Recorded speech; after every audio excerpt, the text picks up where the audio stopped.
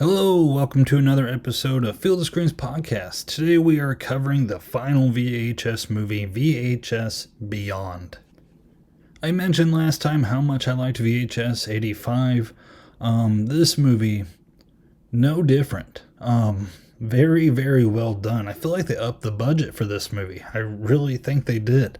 Because there were just great visual effects and great storytelling. It was good stuff. So let's get right into it.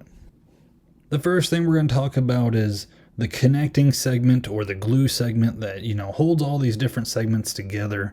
And this time it kind of involved just different, like YouTube personalities and guys talking about UFOs in general.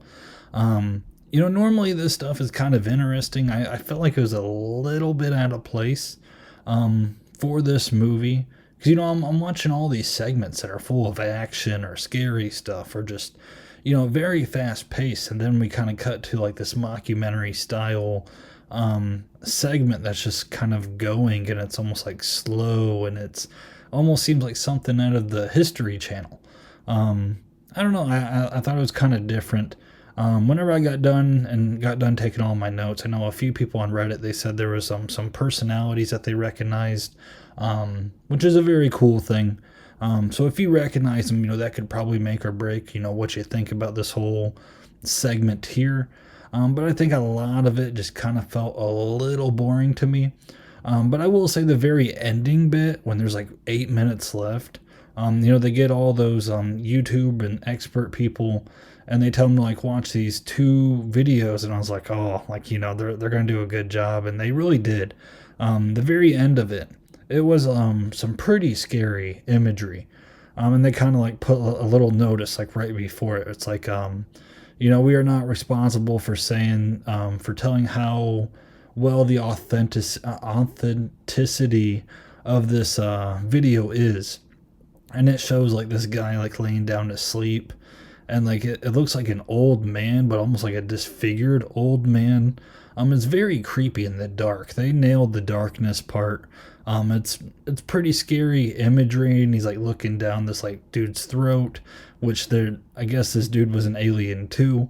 The way I'm describing it, it doesn't sound very scary, but just the imagery of like the last 5 minutes, they did a really good job on that.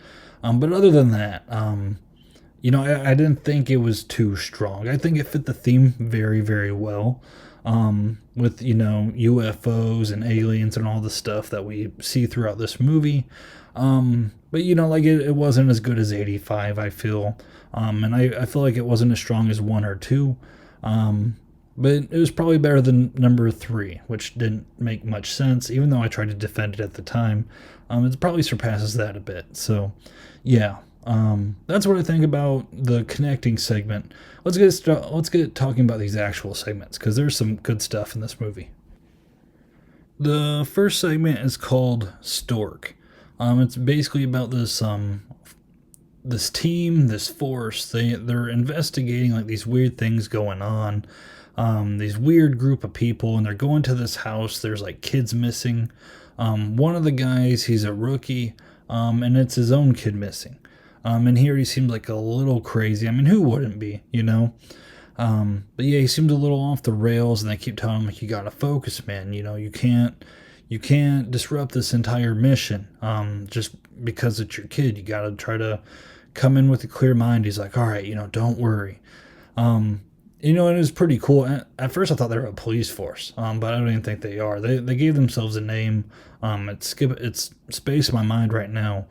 But when they get to the house, that rookie cop, they're like, all right, let's scan the perimeter, and the rookie cop immediately like explodes through the door, and they're like, what are you doing? And like they look around, there's nothing near, and then there's literally like these cans hanging from the ceiling. And if you've played any video game or just know anything at all, usually when cans are hanging from a ceiling, they're there to let the people know that someone's here. And the rookie cop walks up to it and like slaps it. And you're kind of like, oh, something's going to happen. And man, oh man, this segment went full Resident Evil on us. These zombie / alien looking creatures, they start like flying down the stairs, like trying to bite these guys. And, gunfire's everywhere. One of them comes out with a chainsaw. That was pretty crazy. they eventually take down all these killers, and there's part of like this passage that was blocked off by this wood, and one of these dudes like gives up so easily. He's like, well, we're not going to get through that. And so one of the guys goes like, well, let's go get that chainsaw then. So like they go downstairs, and all the people they just took down, like they get like resurrected. So the dude like takes the chainsaw from him and starts like chopping all these aliens like in half. It was a very, very cool opening segment. These opening segments are so important to like establish the excitement of the movie. And man, oh man, this one was action packed. Eventually, like they go to the very top, and there's literally like a stork, alien stork, which is just, the imagery was insane. There's like one alien dude who was like singing to the babies, but the stork was like eating people and then like trying to feed the babies like the nasty human meat. Eventually, they take out the stork, and it's kind of nice because the good guys win, which doesn't happen a lot in found footage. So, that was definitely a nice change to see these like cool dudes like walk out. It was a very cool opening segment. I liked it a lot. It got things started the right way. So let's talk about the next one. The next segment is called Dream Girl. This is basically about these like two paparazzi guys. They're trying to follow around like this famous actress. And they do this in a clever way because these guys go out with a video camera and they're like on the sound stage of them actually trying to film a music video. And for a second, it cuts away from the found footage to like the actual camera. So we watch some like traditional footage being shot. And the traditional footage is actually this girl performing. Like I don't want to call her a belly dancer. Like it's a different country, different culture. But she's like singing this pop song while doing like, these little moves.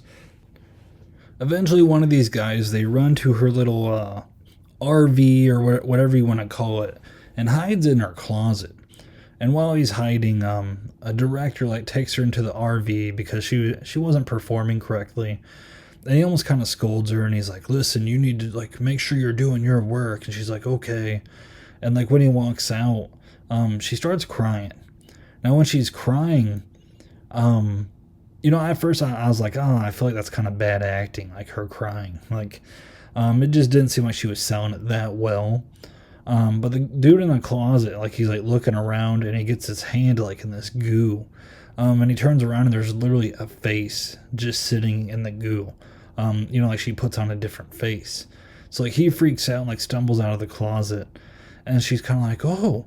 And he's like, oh, I'm so sorry. Like, like I'm going to get out of here. And she's like, hey, you want an autograph? And she just seems like very not there. And this dude, like, he like gives her a pep talk. He's like, listen, you are basically a goddess. Don't let them talk to you like that. Like, you can do whatever you want. And like, you can just see her face, like kind of taking it all in. Which, by the way, if I saw a face in someone's closet, like, I'm just getting out of there. Like, if she asked me, like, do I want an autograph? I'd just be like, no, thank you, I'm going. And, I would hightail it out of there.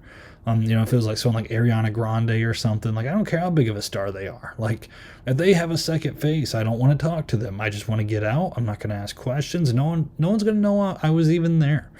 But this guy, like, chills around. He starts giving her, like, a pep talk.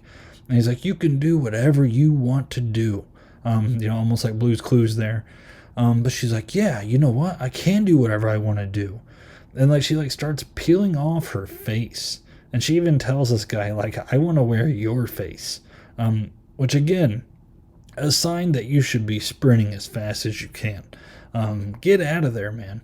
But he's like hesitating, and finally like he explodes out of there. And this girl like goes back to the set and like locks down the entire place. And like her face, like I think she's a robot of some sort. Maybe she's an alien. I don't know. She's not human, I'll tell you that. But just kind of like the way she was acting, and like she was like taking this electrical charge. And she starts like shocking everyone in this building. It kind of gave me Carrie vibes. Like mechanical celebrity Carrie, if that makes sense. But yeah, it was pretty cool. And then you get down to like the last few survivors, and one of them, she's like, do you want to dance with me? And like her face is just torn off completely, and he's like, no. And she like rips off his arms. Yeah, it was crazy. And then the final dude who didn't run away like he should have. Like he should have got out of there so much quicker than what he did. But he stuck around and she like catches him and she literally like peels off his face and puts it on hers. And there's all these paparazzi and stuff like waiting in the outside. And she walks out wearing his face and they're just like, what's wrong with her face? And it's like, oh my god. It ends with her attacking them. It was pretty good. Not the best, but it was up there though. It was entertaining. It was fun. We saw a cool music video out of it, I guess. I was all right with it. This one was all right. Let's talk about the next one. The next segment's called Live and Let Dive. So, I watched the trailer like once or twice for this movie. I didn't remember anything about it until I started rewatching this again. This is the first time I watched it, but when I actually started to watch it, I was recognizing some parts again. And this one, they put a lot of scenes in the trailer, and one of the things they kind of advertised is like people falling from the sky. And they kind of advertised like the alien aspect of it. This one had some very, very cool parts. There was one critique I had, and I'll get to it in a minute. But I mean, it's basically these people, they're going to jump off a plane. They're parachuting, skydiving, I guess is the proper word. And like even while they're sitting there with the found footage aspect of about to skydive, like, man, I hate heights. And I'm just thinking to myself during that entire segment, I'm like, man, I would not be up there. I would not. And there's one character like trying to talk his way out of it. And I'm like, that would definitely be me. Like, I'd probably be crying. Like, guys, I don't want to do it. I'll meet you back down. Come on. But as they're talking, they look out the window and they see like this cool looking spaceship off in the distance. You see the U.S. military flying by the plane to like go attack it. Very, very cool imagery. It really was. The plane's like shaking, they're all freaking out, and eventually like they're like, we gotta jump. And you just see like all of these people just start jumping out of the plane.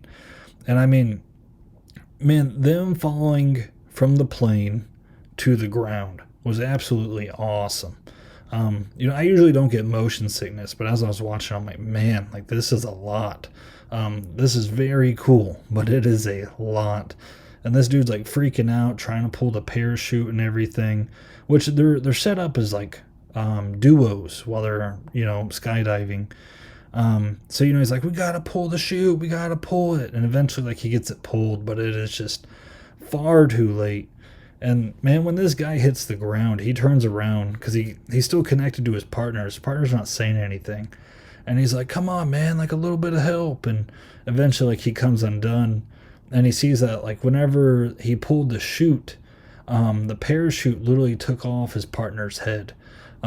It was crazy. I was like, oh my gosh, that is gnarly. It was very, very cool to see.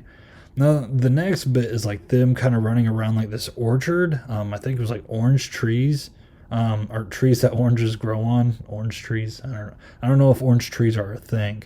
But yeah, they're running around and all of a sudden you start seeing these aliens like pursuing them.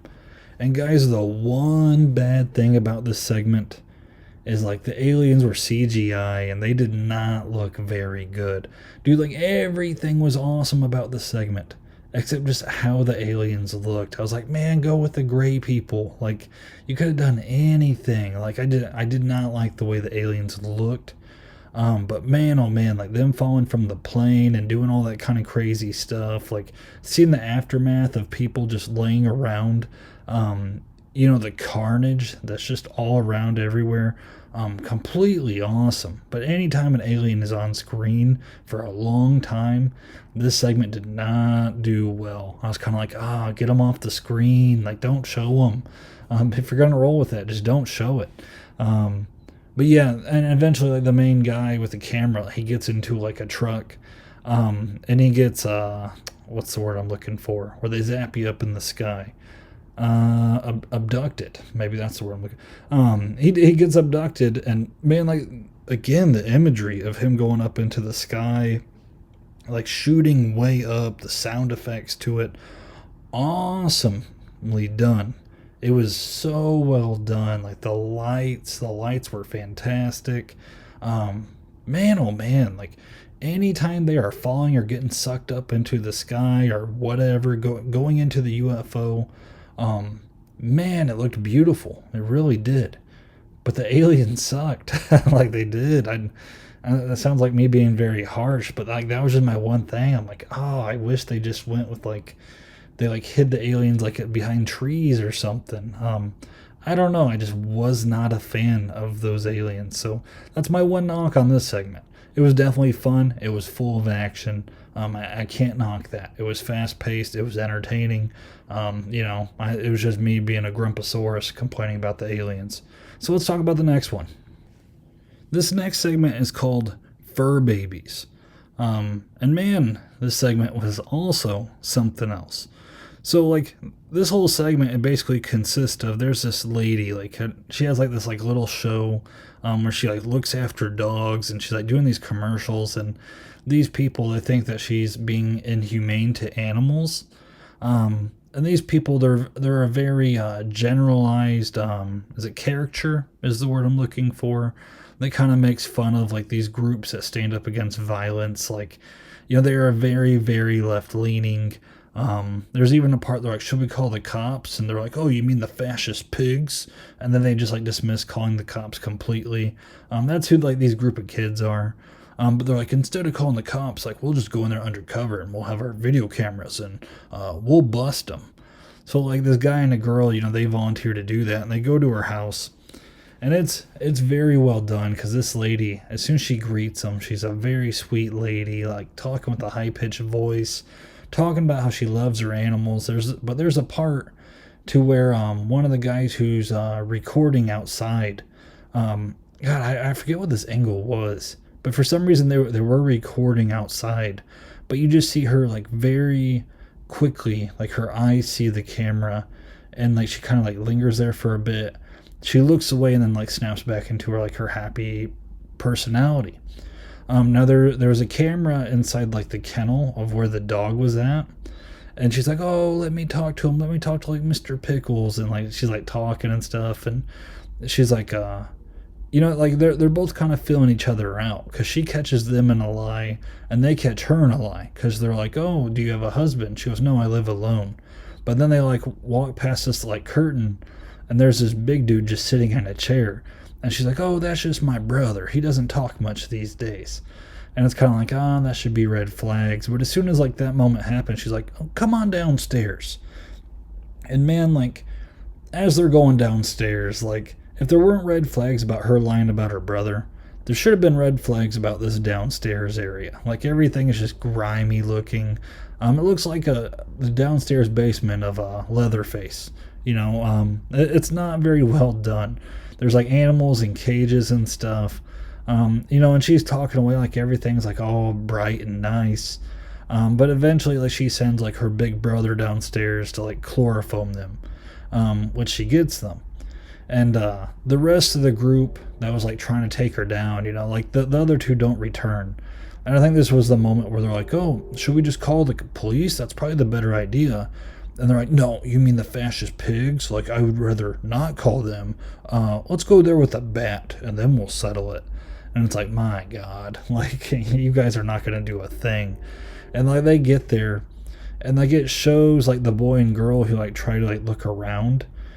And man, oh man, she has them in cages, and she's literally trying to turn them into dogs. The girl has like a dog's like mouth, snout, I don't know the proper word for it. She has like paws like a dog, and like the boy, he's like, let me out please, and he's like, the lady's like, please is not a word that a dog uses. That's a word that a human uses when they're trying to fake niceness. Dogs are always nice, we don't fake. And she like gives him a shot and like knocks him out. It literally reminded me of the lady from not The Shining, Misery, Stephen King's Misery. Is it Ann Wilkes Booth? Is that the right name? Hopefully. But that's literally what this lady reminded me of. Take the lady from Misery and put her in a house full of dogs, and her trying to turn people into dogs. That's what you get with this segment. And like literally like the icing on top is those people that go down and like try to stop her. she like opens up these flaps and like these people dogs come out and like just completely maul them. It was almost like cartoonish, like how these people looked, but still like just the thought of it. And like you get a little shot of like the human dog like going around a room and playing with squeaky toys. Very disturbing stuff. And I think like a UPS man gets murdered at the very end. Yeah, it was just something I mean, I kind of saw it coming. I knew she was going to be a little nutty, but I didn't expect the human dogs. Like they went above and beyond with that. So this was a very good segment as well. Let's talk about the last segment. The last segment is called Stowaway. And again, I've been saying all these have been well done, and that's because they are. Like, this was a pretty solid movie yet again in this franchise. But this one in particular was just a visual masterpiece. Like, if you are one who likes special effects and no CGI, this was a lady out to make a documentary. And she's trying to find people that have seen a UFO, just find proof, evidence. And it's funny because some of the stories she gets, like, it's a little girl like, oh, this alien's trying to take my pet hamster. And you can tell, like, this lady is just kind of, like, almost defeated because, like, every story just seems, like, a little bit out there. Like, this one guy's like, yeah, I was talking to, like, Jim Bob, and these aliens were collecting animals. Oh, did he actually see it? Well, of course he did. In a spiritual dream. And she's just kind of like, But eventually one night, like, she was looking around and like a very bright light crashes. She goes and investigates, and it is a UFO. Yeah, again, the visualness of this UFO, like you see this like little door get created, like a little slit, and she like climbs into it, and like how this UFO looked, like it looked slimy, it looked, I don't know, like it's so hard to describe it when you're just trying to do it with words and not in front of someone. But the ship looked awesome. And like she like cut her finger, and there's a part to where she touches the ship and it sends out these little nano things that fix up her finger right on the spot. Now the nanotechnology that they use, it almost looked like little shards of glass that like floated to her, but it was like, again, like, you can tell when there's bad CGI, and this was not it. Like, it just looked very cool. It was like bright lights like floating to her finger, but just very small and just very subtle. It was very well done. She's like crawling around the ship, and eventually one of the aliens like pops up, but they use like the shadows and just the blurriness of the found footage aspect to like hide it well to where it looks really well done and it looks really mysterious. I really wish the skydiving people who made that one segment would have talked to these guys, and maybe they could have helped out with the alien work. Because, yeah, again, these aliens were awesome. Now, I was sitting there and I was like, yeah, this was really visually cool. It's not that scary. Like, it was pretty calming. But then, like, the door, the slit that was open, it closes up on her. And then, like, the ship, like, starts to take off. And she's sitting there with the camera, and she's like, oh my gosh, like, we're about to go. And, like, the ship, like, kind of blasts off of Earth. And then, like, it stops, like, right in the orbit of Earth. And, like, she kind of, like, gets up. And you can tell, like, it knocked her about a bunch. She's like, oh, man, like, that was pretty tough on the body. Like, whenever that happens, you almost need, like, shields and armor and just self-medication to experience a speed that quick. And like while she's talking, you see the planet Earth, and you literally see like one half of it is very bright, and you see like the sun reflecting off of it, and then the other half is very dark. Again, cool imagery. Whoever did this, very, very good job. But yeah, but then like the interesting part, and it's just like this very awful way to go. So the ship then goes into hyperspace, and like when it does, you see the girl who we've been following, her body gets like launched into the side of the ship. And like when it does that, like it kind of like just cuts, and you see just little bits and pieces of her like floating around, like just like skin fragments, right? Like it, like literally the light speed like tore her apart. The nanobots they come in and they start putting her back together. They put her back together, and like she is just an abomination. And then like the nanobots go in again and fix her up. And when they fix her up, like it cuts to her and like she's missing like a ton of teeth. Does not look good. The nanobots come in again, fix her up. Then it shows her again, and like her fingers like just look awful, like long nails. She looks like a creature. And like at one point she says out loud, "Please just stop." Like that, like she wants them to just like let her go. But no, these nanobots, they're just gonna keep rebuilding her, taking her apart, putting her back together again. And like she's gonna, I think she estimated that it was like a 28-year trip, so she's gonna spend 28 years of just being torn apart and put back together again and again and again by these little nanobots. Yeah, that was a crazy way to end that. And it was a good ending one, too, because it was just so visually cool. So, I mean, like, this segment, like, it gets a lot of props just by the way it looks. Very, very well done. And that ending, like, oh, that's just sad. Like, that is a way I would not want to go. And no way to come back either. I would not want that. So, yeah. That's all the segments. Very, very solid movie. Again, I said it last episode, but whenever I do this ranking episode next, where I'm ranking all of these segments, I am going to struggle, because these last few movies have been fantastic. And of course the first few movies were fantastic, and 94 was fantastic. So I got some work to do and some thinking on how I'm going to rearrange these. And yeah, whenever I come out with that ranking episode, Don't come at me too hard with the pitchforks, because this is going to be a tough episode to put together, but it's one I'm excited for. So yeah, that's what I got next. If you haven't subscribed yet, feel free to do so. If you could like this episode, it gets out to other people. And thank you so much for listening, if you still are. Next episode for VHS, guys, it should be the ranking one, so be ready for that. Until next time.